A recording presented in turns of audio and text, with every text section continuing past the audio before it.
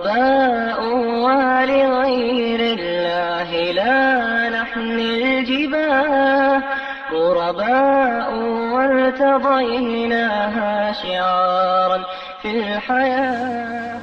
الحمد لله نحمده ونستعينه ونستغفره ونعوذ بالله من شرور أنفسنا من سيئات أعمالنا. من يهده الله فلا مضل له ومن يضلل فلا هادي له. وأشهد أن لا إله إلا الله وحده لا شريك له وأشهد أن محمدا عبده ورسوله. أما بعد، يا أيها الذين آمنوا اتقوا الله حق تقاته ولا تموتن إلا وأنتم مسلمون. يا أيها الناس اعبدوا ربكم الذي خلقكم من نفس واحدة وخلق منها زوجها وبث منهما رجالا كثيرا ونساء واتقوا الله الذي تساءلون به والأرحام إن الله كان عليكم رقيبا. يا أيها الذين آمنوا اتقوا الله وقولوا قولا سديدا يصلح لكم أعمالكم ويغفر لكم ذنوبكم ومن يطع الله ورسوله فقد فاز فوزا عظيما. أما بعد، فإن أصدق الحديث كتاب الله وخير الحدي حدي محمد صلى الله عليه وآله وسلم وشر الأمور محدثاتها وكل محدثة بدعة وكل بدعة ضلالة وكل ضلالة في النار. رب اشرح لي صدري ويسر لي أمري واحلل عقدة من لساني يفقهوا قولي.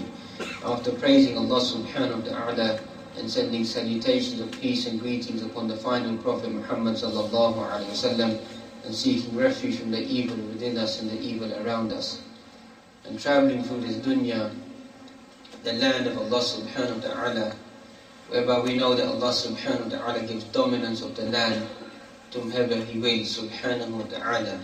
إن الأرض لله يورثها من يشاء من عباده والعاقبة للمتقين. That indeed when dominance is given to the believers upon this dunya, that's not the real dominance that they want. That's only a blessing from Allah subhanahu wa ta'ala to be given position and authority on the land. But the real home and the real abode for the believer, وَالْعَاقِبَةُ لِلْمُتَّقِينَ, that is a real abode for the believer to return back to Allah subhanahu wa ta'ala. So how should the believer be whilst treading upon this dunya, whereby you find that unfortunately so many of us are so engrossed in this world, in the concept of what is classified as hubbud dunya, a love of the world. Even that you find the religious clerics and the scholars and those individuals talk about Islam, that you find a great love of hubbud dunya. And this was prophesied by the Prophet Muhammad sallallahu alaihi wasallam, that there will come a time upon the individuals that we will be suffering from al-wahan, will be suffering from this disease. And it was asked, what is al-wahan? Al-wahan, hubb al-dunya wa karahat al-maut or karahiyat al-maut. Al-wahan, this disease that you find, will be a love of this world and a hatred for death, which has been shattered upon many of us, illa man rahima rabbi, except for whoever Allah subhanahu wa ta'ala has taken away from this concept of the love of the dunya. And you find that that is the initial stage of becoming a stranger in this world. That the Ghurabaa individuals are strange in everything about them, in the way that they conduct themselves. And this concept of staying away from the dunya is taken from none other than manhajul anbiya. It's taken from the methodology of the prophets, because they were azhadun nas. They were the most vibrant individuals to stay away from the dunya and focus upon the akhirah, and only take from the dunya that which they need. And thus you find that unfortunately at times, even the Anbiya fell into the traps of the dunya. And as we highlight, this is not a way to tarnish their creditability, but just to highlight the bashariyah of the Anbiya salawatullahi wasalamu alayhim jami'an. That this could happen to them, and likewise it could happen to the common individual. That they could fall into the trap of the dunya. And that's the clearest example that you find of falling into the trap of the dunya, is through reading the story of Sulaiman alayhi salam, whereby you find that this noble king, because there were only two righteous kings that you find that trod upon this planet. One was Sulaiman alayhi salam, and the other one was Dawood, the father of Sulaiman alayhi salam. These are the two righteous kings that you find. وَوَهَبْنَا لِدَاوُودَ سُلَيْمَانَ نِعْمَ الْعَبْدُ إِنَّهُ أَوَّابٌ. Indeed, we bestowed a great gift, a blessing upon Dawood. We bestowed upon him Sulaiman alayhi salam, نِعْمَ الْعَبْدُ إِنَّهُ أَوَّابٌ. What a beautiful servant he was, the individuals who repented back to Allah subhanahu wa ta'ala. And as you find in the ayat that they continue, that what happened to Sulaiman alayhi salam. إِذْ عُرِضَ عَلَيْهِ بِالْعَشِيِّ السَّافِنَاتُ الْجِيَادُ. That you find that displayed before him, in front of this individual, Sulaiman alayhi salam, in the afternoon, were the well-trained horses of the highest breed, the highest pedigree. فَقَالَ إِنِّي أَحْبَبْتُ حُبَّ الْخَيْرِ عَنْ ذِكْرِ رَبِّي. Indeed, the love of these horses has taken me away from the remembrance of Allah subhanahu wa ta'ala حَتَّى تَوَارَتْ بِالْحِجَابِ, until the coming of the sun has been hidden or the veil appears, meaning the night has come, the time of Maghrib has appeared. And you find that this is a natural love that human beings have, because Allah subhanahu wa ta'ala has highlighted inside the Quran that man loves such belongings and possessions. زُيِّنَ لِلنَّاسِ حُبُّ الشَّهَوَاتِ مِنَ النِّسَاءِ وَالْبَنِينَ وَالْقَنَاطِيرِ الْمُقَنطَرَةِ مِنَ الذَّهَبِ وَالْفِضَّةِ. The insan loves women, loves property, loves children, loves وَالْخَيْلِ الْمُسَوَّمَةِ, branded stallions, branded horses. In today's language, transport, fast cars, property. Insan loves that. And likewise loves tilth, the land, the property. That's what in human beings, every single human being aspires to have. Al-malu wal-banun zinatul hayat al-dunya. Indeed, wealth and property are the beautiful things that man aspires to have. So this natural love that Sulaiman alayhi salam had, is nothing wrong with that. Because every single human being has a love to possess certain possessions. But if you analyze the concept of Sulaiman alayhi salam, that even in his possession of the worldly things, then why did he possess those branded horses? Did he possess those branded horses? Excuse this, I know it's going to hurt quite a few people, like the Arabs possess them today, just to race in the horses, to gamble upon them, to spend millions upon the horses. And that's a fact, that's a reality. Because as I mentioned previously, I'm not a foolish individual. I know what takes place in many of these lands and what these people, how they conduct themselves and what they do with their money. They care more about their horses than they do care about the people in Palestine at the moment. And as they'll spend millions on these horses to transport them over, to run in their races and to gamble their money. Which is something that Allah subhanahu wa ta'ala asked them about. As for Sulaiman alayhi salam, he didn't keep it for that purpose. The purpose of Sulaiman alayhi salam was none other than jihad fi sabilillah. So his cause was a noble cause. So he was justified to keep those horses and to train those horses and to nurture those horses and to take care of those horses. And likewise you find that during this inspection, this parade of the horses coming in front of him, you find that he missed, as the ulama tafasir they highlight, he missed or he delayed Salat al-Asr. Now obviously ulama tafasir have highlighted that this was something permissible. Because why? Salah had not been sanctified at a set time. But even then, Sulaiman alayhi salam, he felt bad. That how could my entertaining these horses and watching these horses has distracted me from offering the prayer. And that's, you find that even in the Quran, you find حَافِظُوا لَلصَّلَوَاتِ وَالصَّلَاةِ الْوُسْطَى وَقُومُوا لِلَّهِ قَانِتِينَ. Guard your prayers and guard the middle prayer. وَقَوْلُ الرَّاجِحِ, the middle prayer is Salat al-Asr. Is that middle prayer, the late afternoon prayer. In the hadith, you find whoever misses that prayer is as if they've lost all of their worldly possession and all of their family. So you can find the ta'qeed of the Prophet Muhammad coming and highlighting the importance. And the ulama of hadith have written the reason why, because Salat al-Asr, many people are so engrossed in their work, trying to finish off their work, etc., that they delay their prayer, or they miss their prayer. And especially that you find in these lands, you find concept of qada, of praying your prayer at a later stage, which is subcontinent culture that you find. Qada is not to be performed whenever you feel like performing the prayer. Because indeed prayers have been prescribed for the believers in a kitab al-mawquta, set times for you to offer your prayers. Qada is only there when a person has fallen asleep or gone unconscious or has a justified reason, etc. that's allowed. As for this common practice that you find, is against the sharia given to the Prophet Muhammad sallallahu alaihi wasallam. But he still felt bad about this action. So we go back to the verse, what do we find? رُدُّوهَا عَلَيَّ فَطَفِقَ مَسْحًا بِالسُّوقِ وَالْأَعْنَاقِ. Bring those fine stallions back to me. Bring my branded horses back to me. And he rubbed their backs and he rubbed their legs. This, according to the Arabic language, means he slayed all of them. That's what he done. So there's nothing wrong with him possessing those horses. There's nothing wrong with him in bringing them in front of him. But he felt deep down in his heart that I've been distracted. I've been distracted from the dhikr of Allah subhanahu wa ta'ala. I don't need these possessions.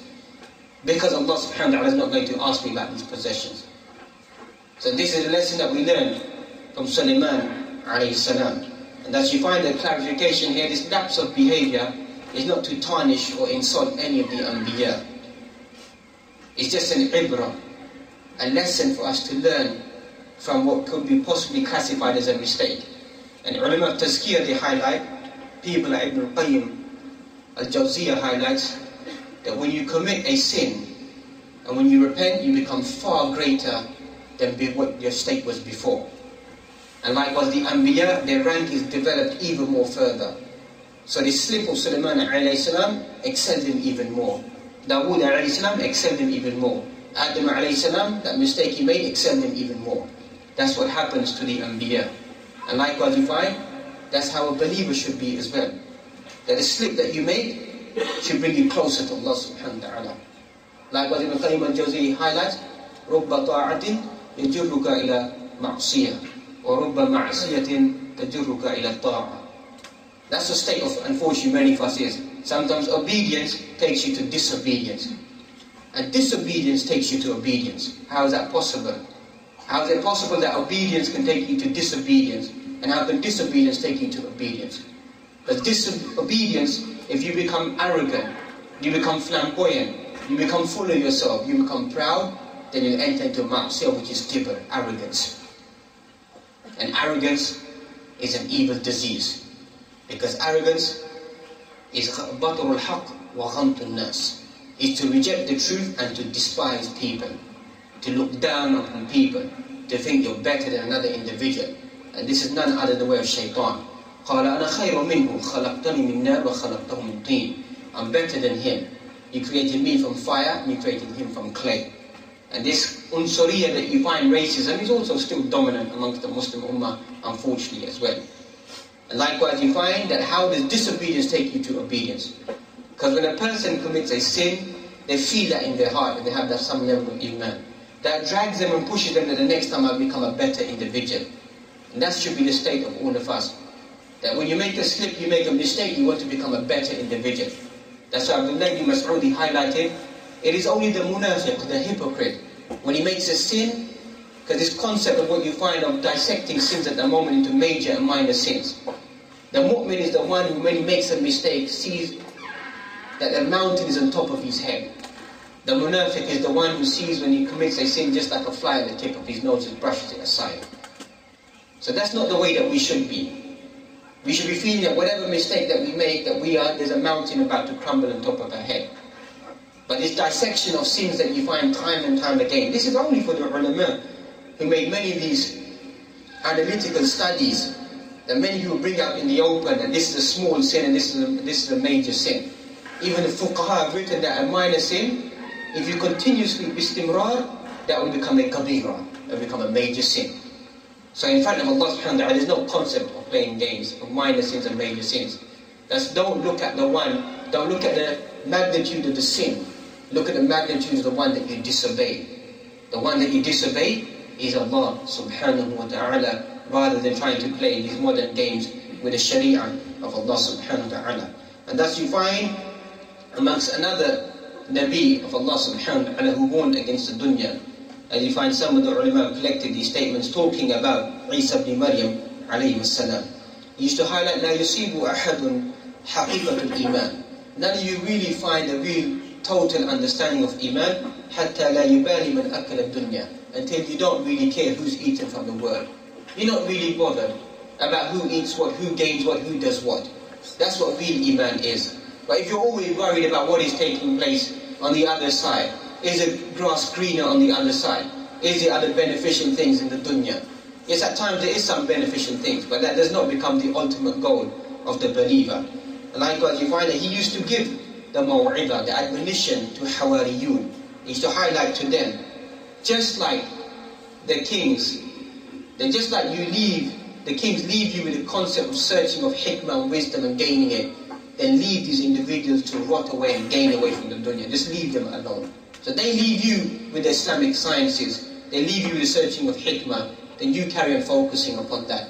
And they continue searching for the dunya, then leave them alone and let them continue in their quest for trying to find something from the dunya. Likewise you find, حُبُّ الدُّنْيَا رَأْسُ كُلُّ خَطِيئًا. The love of the world is the head of every single mistake that you make. When you begin to indulge in the dunya, in chasing after the dunya, just like a wild beast chases after the prey. You continue to chase after it. But the sad fact is that many of us are chasing the dunya even more viciously than a wild beast chases after the prey. And we're supposed to be believers, we're supposed to be Muslims of the Sunnah, or people talking about enlightening people about Islam, or in general just the average individual. You find that the quest and the thirst for the dunya has taken an understanding which is totally unbelievable at times. And thus you find, فَالدُّنْيَا خَمْرُ الشَّيْطَانِ. Thus the dunya becomes the alcohol of the devil. Because there are two types of alcohol. The alcohol of the dunya, if you drink it, you'll eventually come to your senses. And this khamr of shaitan, the only time you're going to come back to your senses is when you hit the grave. That's the only time intoxication is going to be lifted from you. That's why you find many people, they don't commit any major sins inside their life in that essence, in terms of drinking of alcohol, etc. But you find this love of the dunya is penetrated that they don't have time to pray. They don't have time to fast. They don't have time for anything. The only thing that they're worried about is money. Ta'isa abdul dinar wa ta'isa abdul dirham. Wretched is the one who worships the dinar, wretched is the one who worships the dirham. In today's language, the pound and the dollar. That's the only thing that matters for many individuals. As long as they gain that in their life, and they can give up all of their Islamic duties, that's the only thing that will count in front of them. Likewise you find, اتَّخِذُوا الْمَسَاجِدَ مَسَاكِنَ. Take the masajid as your dwelling places. وَاتَّخِذُوا بُيُوتَكُمْ كَمَنَازِلِ الْأَضْيَافِ. Take your homes just like a guest. مَا لَكُمْ فِي الْعَالِمِ الْمَنْزِلِ إِنْ أَنْتُمْ إِلَّا عَابِرُ السَّبِيلِ. You have no residing place of this world. You are nothing but wayfarers and travelers traveling throughout this land. Being a stranger inside this dunya is how Isa ibn Maryam advised in his individuals. And likewise you find وَيْلٌ لِصَاحِبِ الدُّنْيَا. Destruction be upon that individual who loves the world. How the individual chases after his dunya and leaves it behind. He places trust in it and it deceives him. Man places his trust in the world and the world deceives him by taking away. Likewise you find Isa ibn Maryam, he highlighted alayhi wasallam, كانت الدنيا ولم أكن فيها وتكون ولا أكون فيها. I'm in this world, when it is there, then I'm not involved in it. And when it's not there, I'm not too worried about it. It could be a rough rendition of these words of Isa ibn Maryam. So كانت الدنيا ولم أكن فيها. The dunya is in front of me, but I'm not really engrossed inside it. It's how Isa ibn Maryam is highlighting to take your things from the dunya, what you need, and then to retreat away. And that's why Shaykh Islam ibn Taymiyyah highlighted about the dunya, is to treat it just like you treat Baytul Khala, just like you treat the lavatory. You only go there in the haja. You only go there for a need. You don't spend hours inside the toilet. You only go there when you need to go there, and then you quickly take yourself out. And likewise to the dunya. You enter into the dunya to take your sustenance, take your rizq, take your earnings, and then you retreat back to your worship or towards taking care of your family, etc. And thus you find that this world is just one great big ocean. And the ocean, as we know, at times it's miles to get down to the depth of the ocean. If you don't have the oxygen to breathe, you'll never make it to the bottom. You'll only drown. And thus you find طالب الدنيا مثل شارب ماء البحر. The one who chases, the student, or the one who chases after the dunya, is like the person who drinks from the ocean. كلما ازداد شربا. Every time you increase in your drinking from the ocean, ازداد عطشا. You increase in your thirst of that ocean, حتى يقبله, until the ocean overcomes him and takes him away. There's no way you're ever going to drink the ocean. So you're going to come back time and time again, and eventually the ocean will overtake you. And the ocean being here, none other than the dunya. And that's quite sad it is to find that certain groups of individuals who are chasing after dunya more than other individuals. And obviously these words are going to be very harsh, but obviously we have to mention them to be just and to be fair. Those individuals who are classified as ulama al-dawla or ulama al-su, this has been prophesied by the Prophet Muhammad sallallahu alaihi wasallam. That you find that certain individuals, even in disguise, even the addressing of knowledge, that you find that there will be certain individuals who will be chasing after the dunya. And obviously they're chasing after the dunya will be a different disguise. To give certain verdicts and certain rulings for the pleasure of the people that govern them, or to change certain ahkam for the pleasure of those individuals, or even for the sake of a position or a property will be given to them. And that's been prophesied. So we shouldn't shy away and think these people don't exist, because these people, they do exist. And even more and more it's becoming evident. You find more and more, unfortunately, individuals under the so-called banner of Islam are going towards a different direction. بِحَقٍّ أَقُولُ لَكُمْ إِنَّ شَرَّكُمْ عَمَلًا عَالِمٌ يُحِبُّ الدُّنْيَا. With the truth I tell you these facts. The most evil and wretched individual in front of you upon this land is a scholar who loves the dunya.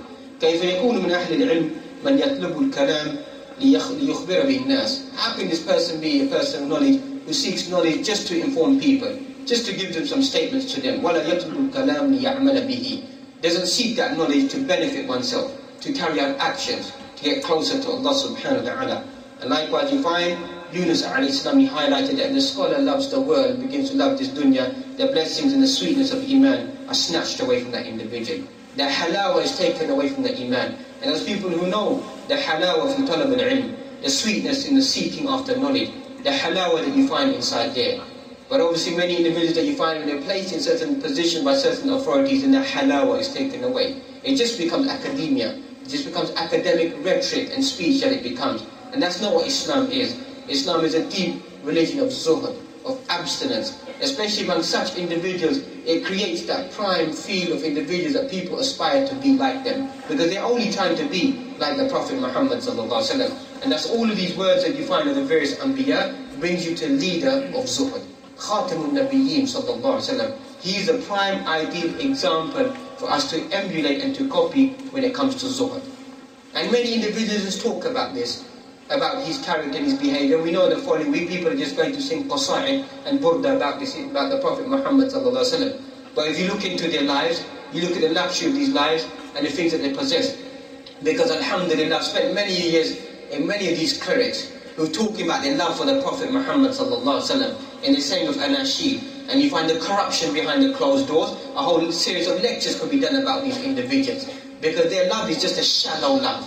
They have no real love. They don't support the sunnah, they don't have love for the sunnah, they don't defend the sunnah, they don't speak for the cause of the hadith of the Prophet Muhammad sallallahu alaihi wasallam. Because once your mentality becomes sick, it only becomes your own personal interpretation. Even a basic hadith of the Prophet Muhammad sallallahu alaihi wasallam, "Man kadaba alayhi muta'ammidan falyatabawwa maq'adahu min an-nar."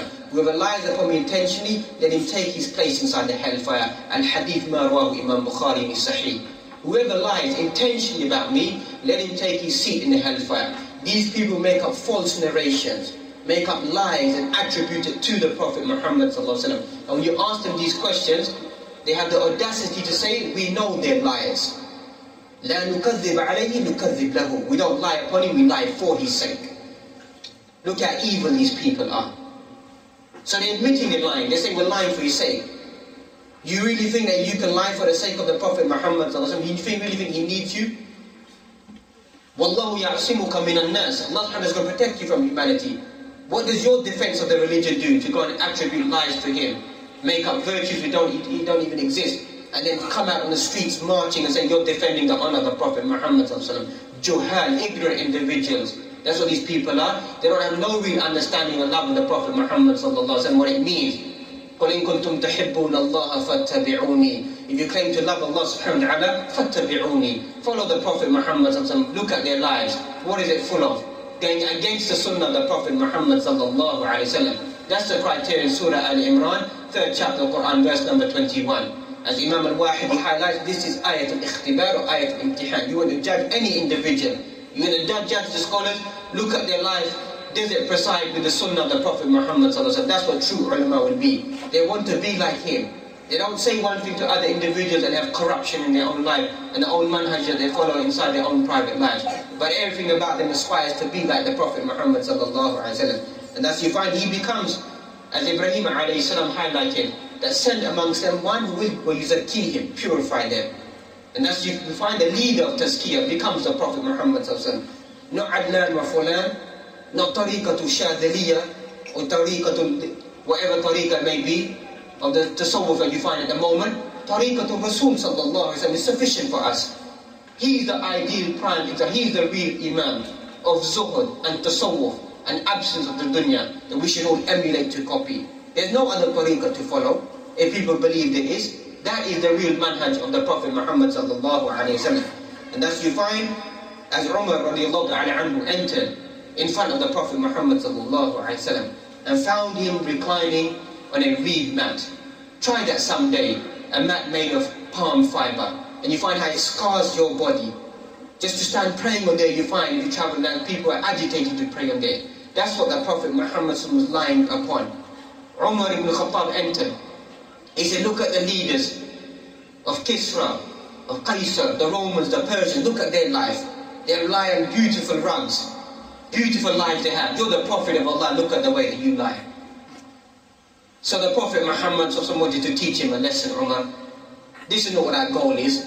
This is not what we're doing inside this dunya. Mali walid dunya, wa mali dunya wa mali.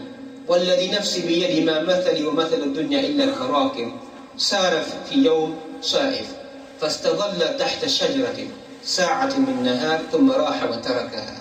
What is the dunya got to do with me, and what have I got to do with the dunya? Indeed, my parable is just like that traveller who rests underneath the tree for a short span and then gets up and just goes on his journey. That was the Prophet Muhammad sallallahu alaihi wasallam. And thus you find that he prophesied the coming of the dunya upon this ummah. That the dunya will come upon these individuals. And you find the hadith that Abu Ubaidah, he returns back from the land of Bahrain. He returns back with the ghanima or the property, the Ansar, they come out to meet him.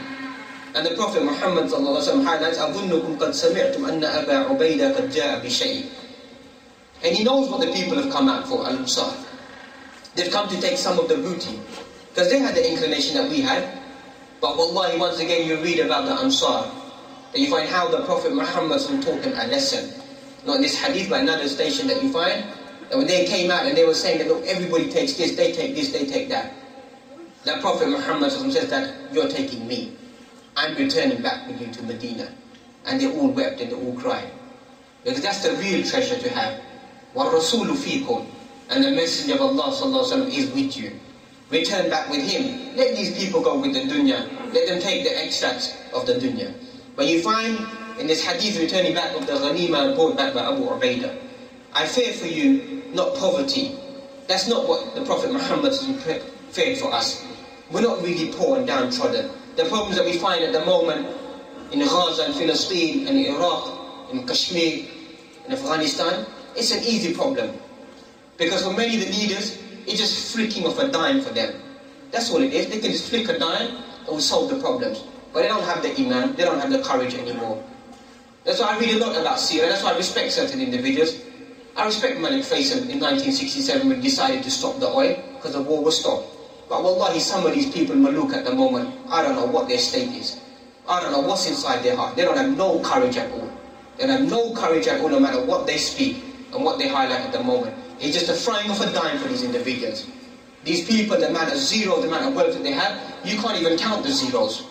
You can't count the zeros, the amount of wealth that Allah subhanahu wa ta'ala has bestowed upon them. But if you don't have the iman, you're not going to have the courage. You're not going to have the courage to flick that dime towards the Muslim ummah, to revolve the problems, to solve the problems that many Muslims. So it's not poverty that we fear. That's not what we fear, as highlighted by the Prophet Muhammad sallallahu alaihi wasallam. But what I fear upon you is the expansion of the dunya upon you. And فَتَنَافَسُوهَا كَمَا تَنَافَسُوهَا وَتُهْلِكُكُمْ كَمَا أَهْلَكَتْهُمْ. You begin to chase after the dunya, rush after the dunya, and expand for it, and it will destroy you just like it destroyed the people before you. التنافس إلى الشيء بمعنى المسابقة إليه, to compete with one another. That is من أشراط الساعة. Did you see the barefooted Bedouin Arabs? يتطاولون في البنيان, competing with one another in the building of lofty buildings. Travel through the Arab lands at the moment, the building of lofty buildings. For what purpose? One building is built, another one doesn't like it, knock it down, rebuild it again. He's 50-story, and Ameen is 16. He's 50, I'll build mine 60, I'll build mine 100. Finish. What is this? Games. Games for what purpose? What are you trying to gain from this munafasa, from this competition between yourself? And as you find another hadith, you find مَا يَخْرُجُ اللَّهُ لَكُمْ مِنْ زَهْرَةِ الدُّنْيَا. And the blessings will be given to you. Oh, in another hadith was زِينَتُهَا. The good things of the dunya. What is zahratul dunya? Is barakatul ard. Is the blessings of the land. The blessings of the land is the natural resources. Water, oil, gas. This is a blessing bestowed down by Allah subhanahu wa ta'ala. فَقَالَ رَجُلٌ أَوَ يَأْتِيَ الْخَيْرِ بِالشَّرِّ يَا رَسُولَ اللَّهِ صلى الله عليه وسلم. Can goodness come? Or can evil come after goodness? How can there be evil and goodness? How can they exist together? In al-khayr la ya'ti illa bil-khayr. Goodness only brings good things. But obviously if you don't understand that, then good things would bring only evil things. If you have the correct understanding, barakatul ard will make you flourish upon the land. Will make you become dominant.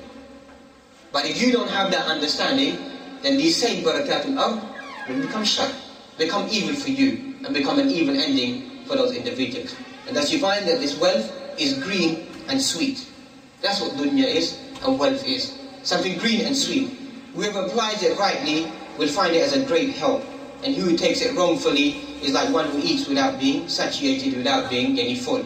And as you find, continuously he advised his companions to stay away from this dunya. And just like he advised Umar, he advises the son. He advises Ibn Umar as well. He says to him, "Kun fi dunya ka'annaka gharib aw 'abir sabil." Be in this, took him by his shoulder and said to him, be in this world as a traveller, be in this world as a stranger or as a traveller. Those are the two options for a mu'min that you have. You're either a traveller or just a wayfarer, just a person who's passing by. The stranger, or the wayfarer or the traveller. And thus you find the explanation this hadith is given, كَأَنَّهُ غَرِيبٌ فِي الدُّنْيَا يَتَحَيِّلُ الْإِقَامَةِ. The one who's a gharib, a stranger in this land, is the one who doesn't know where to reside. لكن في بلد غرباء, in living in a strange land, surrounded by strange people. فَغَيْرْ مُتَعَلِّقَ الْقَلْبِ بِبَلَدِ الْغُرْبَةِ. He's not really attached to this land. His heart doesn't fit into this land. بَلْ قَلْبُهُ مُتَعَلَّقْ بِوَطْنِهِ الَّذِي يَرْجِعْ إِلَيْهِ. But his heart is linked to the viewed land he wants to return back to. And obviously you can understand that literally, and the other deeper meaning. As we began with, وَالْعَاقِبَةُ لِلْمُتَّقِينَ. The final abode for the believers is paradise. That's the real abode that the individual wants to return to. So even if you reside in this land, you don't really have a love for this land. You have that yearning to return back to that initial home that we were all extracted from. As for the individual being abiru sabil, that the mu'min comes in this dunya as a musafir, غير مقيم البتة, has no residence in this country or this land. فهمته, and even when he's inside this land, is تحصيل الزاد للسفر, is only to grab those things which will benefit the provision he takes on this journey.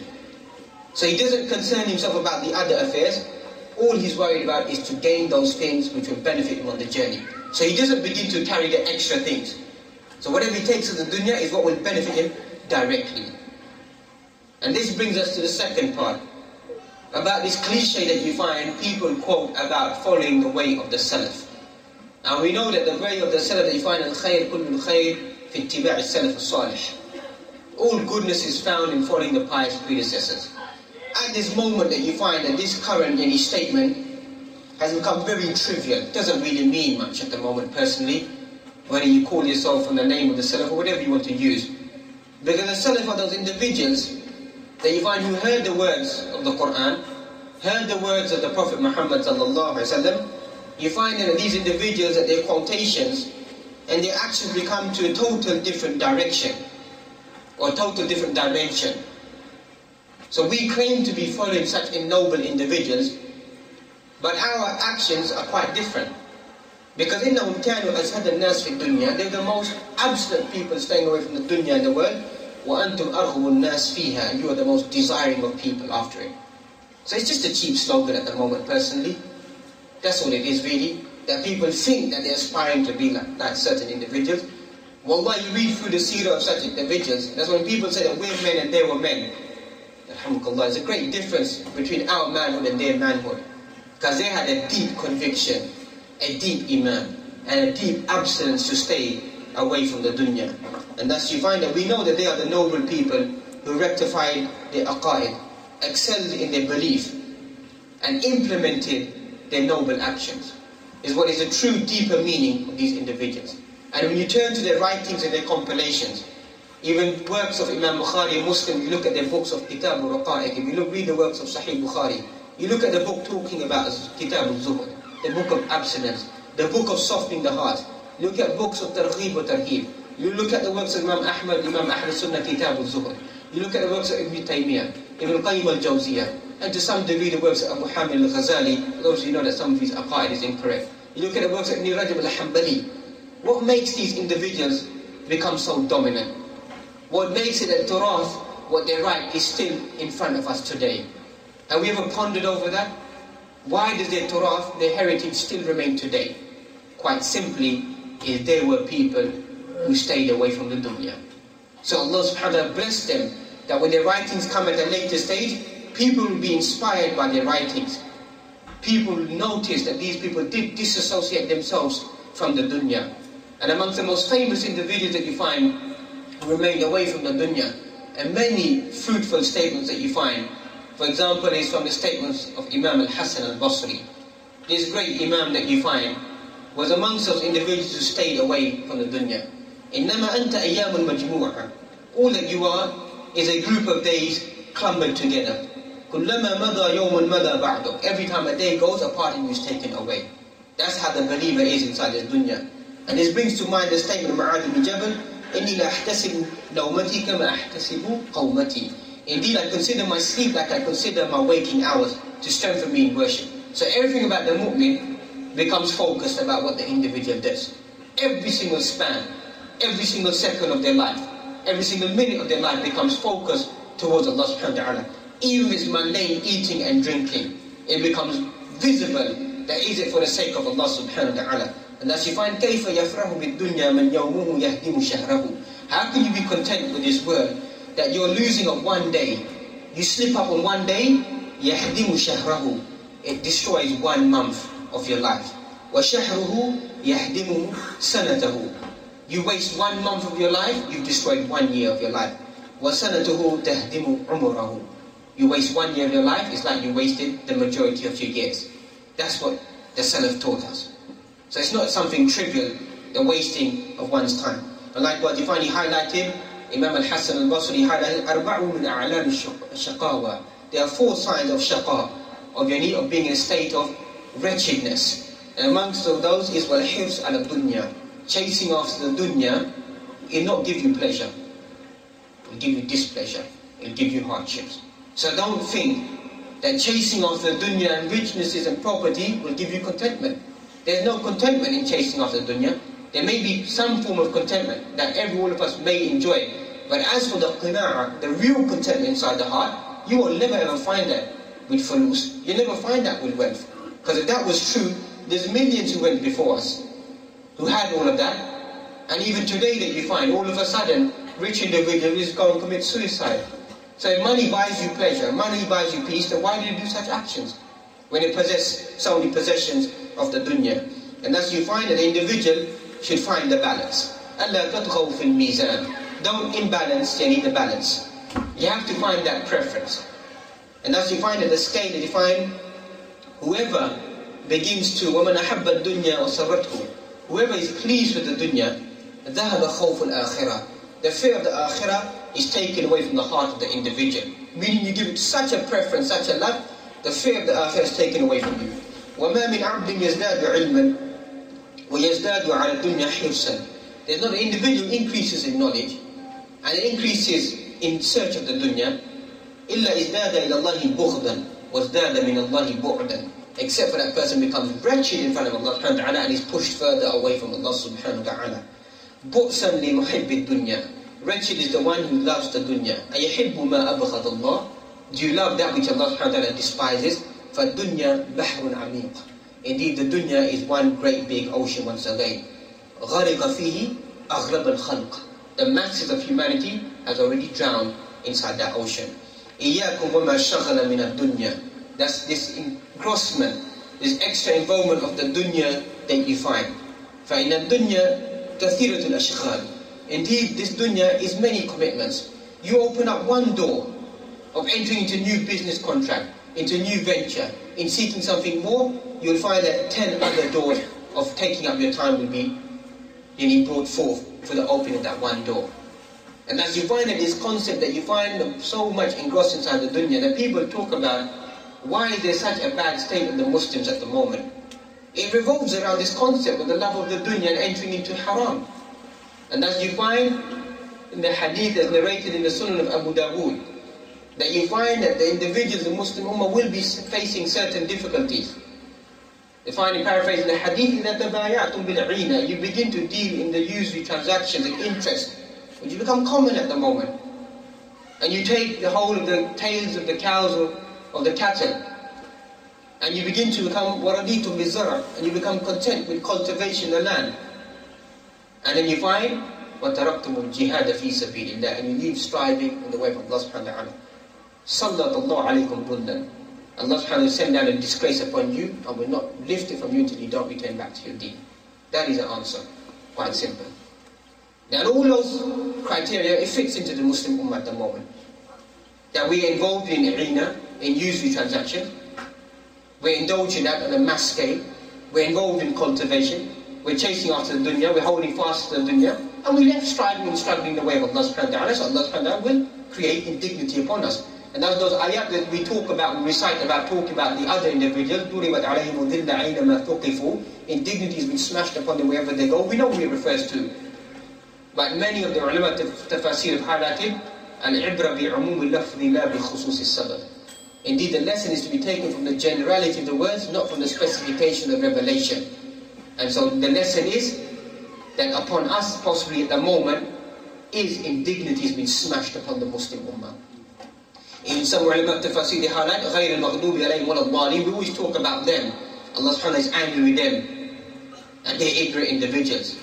There's nothing preventing Allah subhanahu wa ta'ala for him subhanahu wa ta'ala to become angry upon this Muslim Ummah. That's right, he will not destroy the Muslim Ummah in its totality, but there's nothing preventing Allah subhanahu wa ta'ala to be angry with us.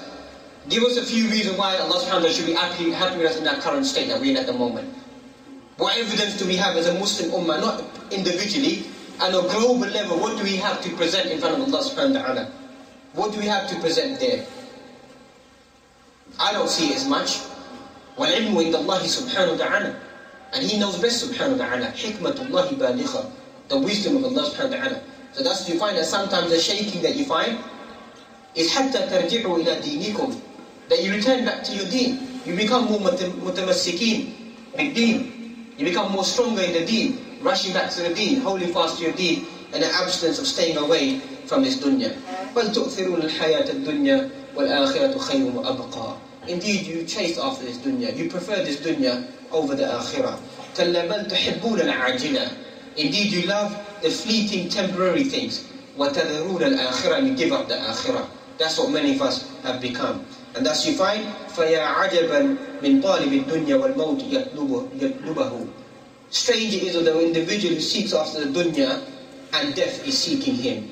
وَيَا عَجَبًا مِنْ بَانِيَ الْقُصُورِ وَالْقَبْرُ مَنْزِلَهُ. Strange is the one who's trying to build a great big lofty palace, and his home and his residing place is that grave. وَيَا عَجَبًا مِنْ ضَاحِكٍ بِمِلْءِ فَيْهِ وَالنَّارُ أَمَامَهُ. Strange is the one who laughs with his open mouth, and right in front of him is the hellfire. وَيَا عَجَبًا مِنْ عَبْدٍ لَا بِالْكَثِيرِ يَشْبَعُ وَلَا بِالْقَلِيلِ يَقْنَعُ. Strange is the individual who is not full with mass amounts given to them, and is not even content with a small amount given to them. Strange we are. Strange individuals we are, trotting upon this dunya. And thus you find that the blame of the Salaf doesn't go upon the world, it goes upon us individuals. That we don't know how to use the word. We don't know the correct usage of the word. So we can't blame the dunya, we can only blame ourselves in the way that we've used this word. وَإِنَّمَا الذَّنْبُ رَاجِعٌ إِلَىٰ أَفْعَالِ آدَمَ. Indeed, the blame goes to the son of Adam, because he doesn't know what to do upon this land. He doesn't know how to enter upon this land and to deal and interact upon this land. إِنَّمَا الدُّنْيَا إِلَى الْجَنَّةِ. Indeed, this dunya is nothing but a path to paradise. وَالنَّارُ طَرِيقٌ. So both this path, all of this path is either the path of paradise or the path of hellfire. وَاللَّيَالِ مَتْجَرَ الْإِنسَانُ وَالْأَيَّامُ سُوقٌ. The night place is for individuals, the shopping malls for the individual, and the daytime is the marketplace. What does it mean? A night of focus and obedience to Allah subhanahu wa ta'ala, and the daytime commitment towards Allah subhanahu wa ta'ala. Not like what we find today, 24-hour shopping that we find at the moment. That's what we've taken it, literally the opposite.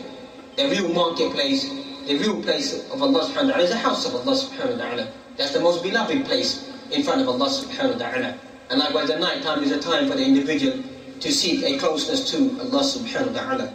And thus you find that the dunya itself tells us, قَدْ نَادَتِ الدُّنْيَا عَلَى نَفْسِهَا لَوْ كَانَ فِي الْعَالِمِ مَنْ يَسْمَعُ. The dunya calls out to itself.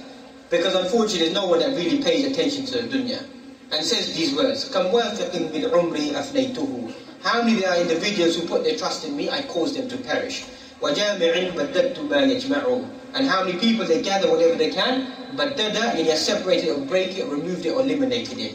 So how many individuals there are? قَدْ نَادَتِ الدُّنْيَا عَلَى نَفْسِهَا. The dunya calls upon itself. لَوْ كَانَ فِي الْعَالِمِ مَنْ يَسْمَعُ. If only there was an individual to pay attention inside this world to the words of the dunya. كَمْ وَاثِقٍ بِالْعُمْرِ أَفْنَيْتُهُ. How many individuals who place their trust in me, I've caused them to perish. وَجَامِعٍ بَدَّدْتُ مَا يَجْمَعُ. And how many people who gather their wealth, I've caused it to be destroyed, taken away from those individuals. So the dunya, when we begin to fail to understand the purpose of dunya, yes, money and property is important for the individual to leave something behind for their family, etc., the Muslim ummah. But the real goal, the real vision should be to take that. Take the things of the dunya to take you closer to Allah subhanahu wa ta'ala. Make that journey that takes you to Allah subhanahu wa ta'ala. وَلَا تَنْسَ نَصِيبَكَ مِنَ الدُّنْيَا وَأَحْسِنْ كَمَا أَحْسَنَ اللَّهُ إِلَيْكَ. And don't forget your fair share of the dunya. But that fair share of the dunya, you take it and show goodness to people. وَأَحْسِنْ كَمَا أَحْسَنَ اللَّهُ إِلَيْكَ. Show goodness just like Allah subhanahu wa ta'ala showed goodness to you. And that's why likewise we find that supplication, I'm sure all of us make. رَبَّنَا أَتِنَا فِي الدُّنْيَا حَسَنَةً وَفِي الْآخِرَةِ حَسَنَةً وَقِنَا عَذَابَ النَّارِ. Give us good in this world and give us good in the hereafter as well. That's the way of the believer. To take the good things of the dunya to strengthen the individual in his journey to the akhirah. To use it as a wasila to get closer to Allah subhanahu wa ta'ala. Not to take that wealth to destroy themselves. And as you find an individual, you find will become a stranger. Will become a stranger in front of every single individual. Maybe a stranger amongst their own family that people can't seem to understand. Then why does this individual become such a person staying away from the dunya and not engrossed so much inside the dunya? It's just right. Many believers, they don't own many things of the dunya, and they never will. Because the only thing that they possess, as the Prophet Muhammad said, that the ulama warathatul anbiya, that the inheritors of the prophets who leave behind nothing. The only thing that they leave behind is al-ilm, knowledge. And whoever takes from it, فَقَدْ أَخَذَ يعني حَظًّا وَافِرًا. حَظًّا وَافِرًا, or كما قال صلى الله عليه وسلم, has taken a great portion of true portion of possibly prophethood or great blessing that individual has taken of taking that knowledge. They don't leave behind dinar wala dirham. And that's the only thing that they leave behind. So obviously that is the path that we should all try to be followed.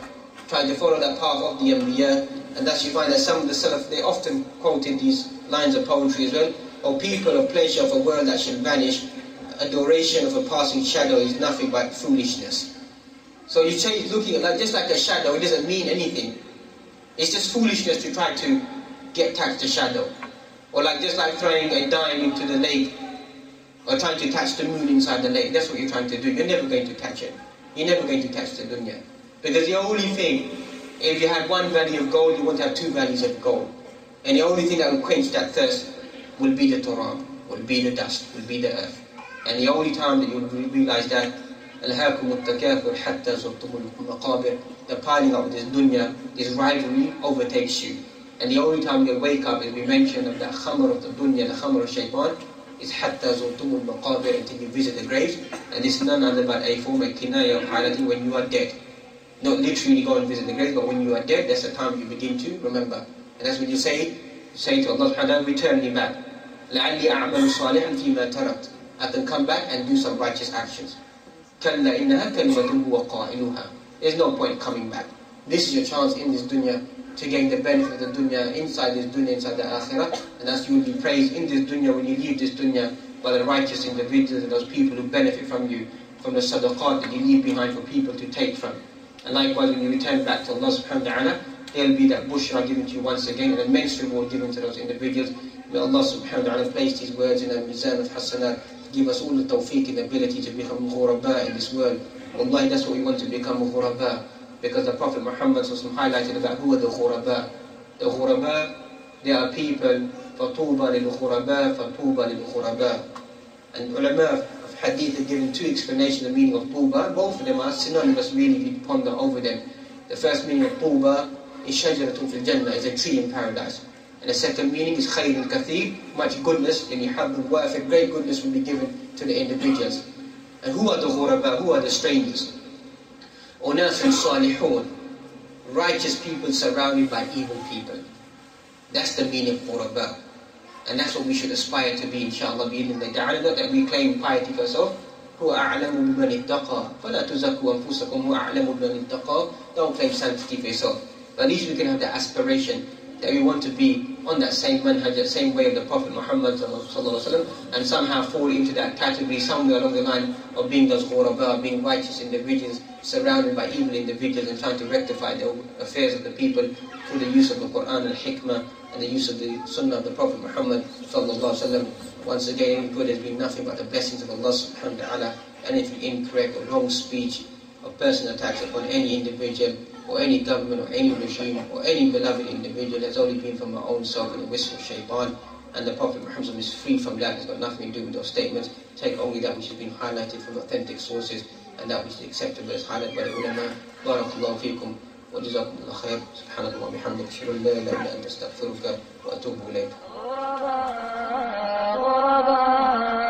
غرباء ولغير الله لا نحمل الجباه غرباء وارتضيناها شعارا في الحياة